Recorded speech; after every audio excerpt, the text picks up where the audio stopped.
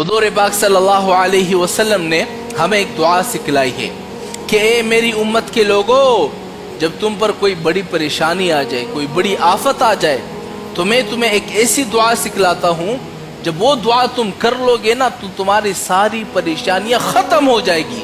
کیوں؟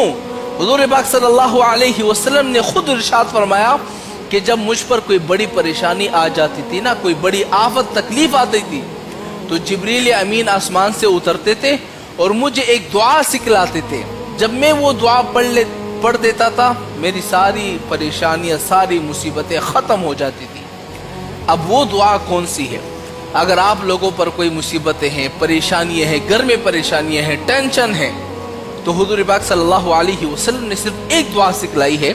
جب بھی آپ کے اوپر کوئی پریشانی پیش آئی، پریشانی کے وقت ایک دفعہ یہ دعا پڑھ لو، کیونکہ حضور کا فرمان ہے، حضور نے خود فرمایا تمہاری ساری پریشانیاں ختم ہو جائے گی۔ وہ دعا بڑی آسان سی ہے، بس آپ نے یاد کر لینا ہے۔ وہ دعا کون سی ہے؟ توکلت علی الحی الذی لا يموت لم يتخذ ولدا ولم يكن له ولی من الذل وکبرہ تکبیرا۔ یہ چھوٹی سی دعا ہے، ایک دفعہ میں پھر سے پڑھ دیتا ہوں تاکہ آپ کے لیے آسانی ہو جائے۔